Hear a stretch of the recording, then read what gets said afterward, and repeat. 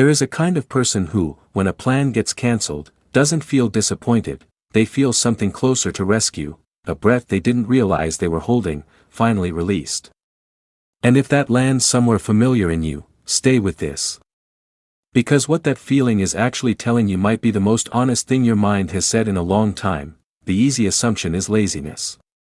Or antisocial personality. Or some buried wound making someone hide. And sometimes, those things are part of the picture. But the psychology operating underneath? It runs deeper than most people think to look. That quiet relief is data. Your brain is trying to communicate something. Here is something your brain does constantly, invisibly, without your permission. It predicts every experience you have gets filed. Every time something went well, logged. Every time something went wrong, embarrassing, painful, too loud, too much, also logged. And the home, for people who begin retreating into it, stops being simply a location. It becomes a confirmed outcome. The brain has run the numbers. It knows what happens here. Outside is unresolved. Unverified. And gradually, without any conscious decision being made, the nervous system begins treating the front door the way it would treat genuine danger, not because the danger is real, but because the brain can't tell the difference between a threat it imagined and one it experienced. This is what behavioral psychologists call the avoidance loop. Every time something anxiety-inducing gets avoided and the discomfort fades, the nervous system does something almost counterproductive. It rewards you for leaving. The reduction in tension becomes the reinforcement. The relief teaches your brain, the threat was real. Avoid it again next time, so the person who declines the invitation, who lets the phone ring out, who orders their groceries because the shop started feeling like too much, they are not weak.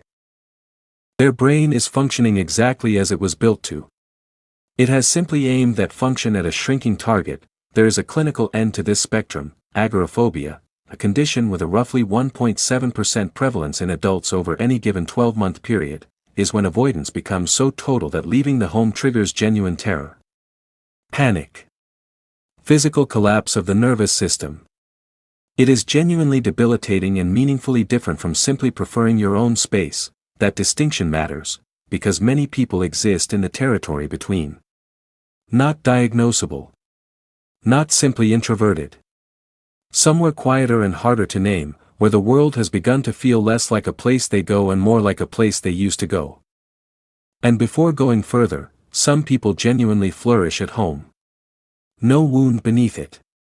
No loop driving it. Home is simply where a certain kind of mind comes alive. Where they feel most like themselves. The need for solitude is real and well studied. A preference for staying in is not a flaw and not a warning sign in itself. What this is about is something more specific. What happens when comfort quietly becomes something you cannot leave, even when you want to? The world has made this easier than it has ever been. For most of human history, not leaving had consequences built in. You needed to go out to eat. You needed physical proximity for connection. You needed to show up somewhere to earn your living. Those frictions enforced a kind of re-entry. One by one, they have been removed. Delivery. Remote work. Digital communication. And the brain, which for some people was already nudging toward home, now gets to follow that nudge without an obvious cost, until, perhaps, there is one. Japan has a word for the far end of this, Hikikomori. Roughly, pulling inward. Coined by psychiatrist Tamaki Saito in the late 1990s to describe individuals who withdraw into their homes for 6 months or longer, stepping back from nearly all social participation. Japanese government estimates put the current count above 1 million people living this way. What researchers initially assumed was a product of specifically Japanese pressures, intense academic competition, rigid social expectations, the particular weight of shame in that culture, turned out to be something far more universal. The same pattern has since been documented in the United States, Spain, Italy, Nigeria, and beyond. Not in identical shape, but recognizable. Wherever researchers have looked, they have found it. The psychological profile is striking. These are not people who stopped caring. Many care acutely, perhaps more than is comfortable. Studies consistently find elevated social anxiety. Specifically the fear of negative evaluation, which is a precise and exhausting thing to carry every day. Many can trace a particular moment, a public humiliation, sustained bullying, a relationship that ended in a way that felt like proof that people, as a category, are a source of pain, and what makes this loop so difficult to break is this: when you stop leaving, you stop collecting new evidence.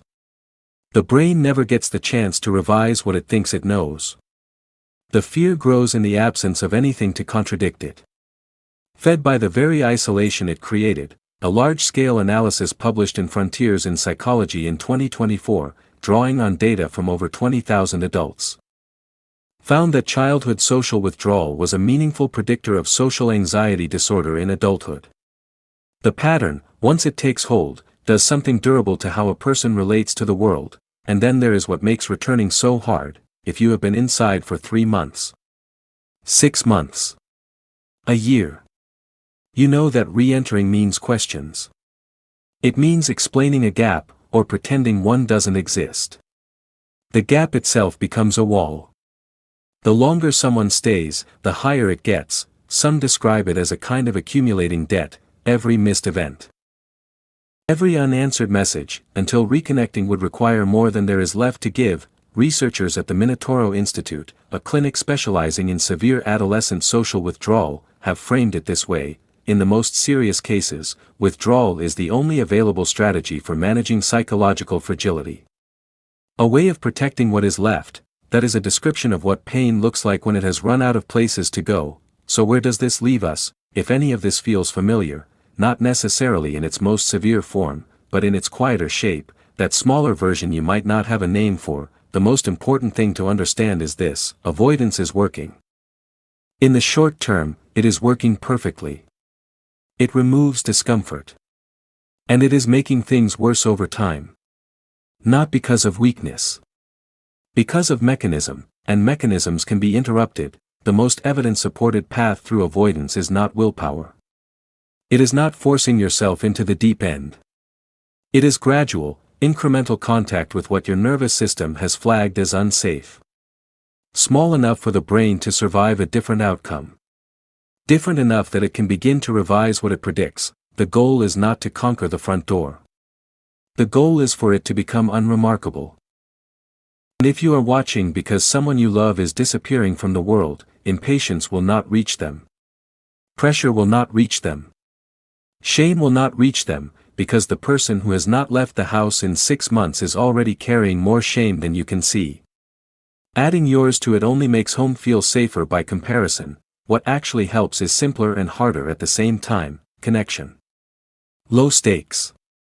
Consistent. Present. Not as rescue. Just as proof that someone is still there, because underneath all the clinical language, all the terminology, the person in the house is simply a person. Often frightened. And they found the one place where the fear went quiet. The question is only whether that place stays a refuge, or slowly becomes a cage. Understanding why your brain does this is not the same as knowing how to interrupt it. That gap, between insight and action, is where most people stay stuck. If this video found something familiar in you, the description has resources specifically built for that next step. Small, structured, and designed for the kind of person whose default is to wait just a little longer before beginning. You've already done the harder part. You stayed with this.